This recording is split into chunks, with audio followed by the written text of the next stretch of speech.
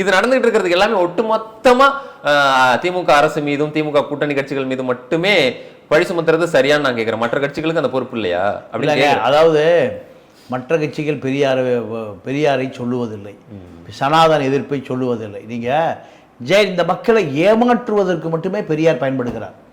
ஜெயலலிதா என்ன சொல்லிச்சு, மூடியா லேடியா நான் எதுக்குறையா. நீங்கள் 1992 வைக்கத்தில் அந்த மணிமண்டபம் கட்டினது ஜெயலலிதா என்ற பார்ப்பன பெண். திமுக அங்கே போகவே இல்லை. ஏன்? பாப்பா தன்னை பழி வாங்கிடுவான், பார்ப்பனர்கள் கோபப்படுவான், பாப்பனர்கள் தம் மீது அச்சப்படுவார்கள். நீங்கள் டெல்லியில் பெரியார் படிப்பகம் தரைமட்டமாக்கப்பட்டது. வைகோ தான் போய் கத்துனார், வேற யார் திமுக எம்பி போகவே இல்லைங்க. ஏன்? அத்தனை பேர் 1 லட்சம் கோடி தெளிவு வச்சிருக்கான்.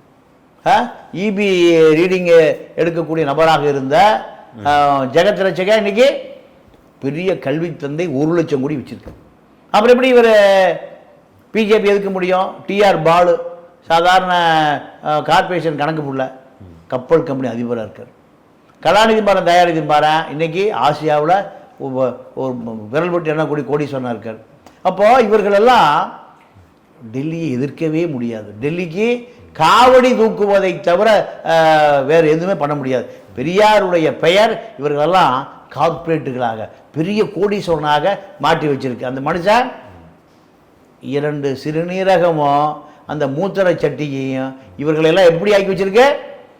பெரிய கோடீஸ்வரனாக கார்ப்பரேட் ஆக்கி வச்சிருக்கு. அப்போ இதுக்காக அந்த பெரியார் உழைச்சாரு. பெரியாருடைய உழைப்பு உங்களை கார்பரேட் இது சனாதனத்தை பாதுகாக்கக்கூடிய கார்பரேட்டை மாற்றுவதற்காக அதனுடைய உழைப்பு கிடைச்சது.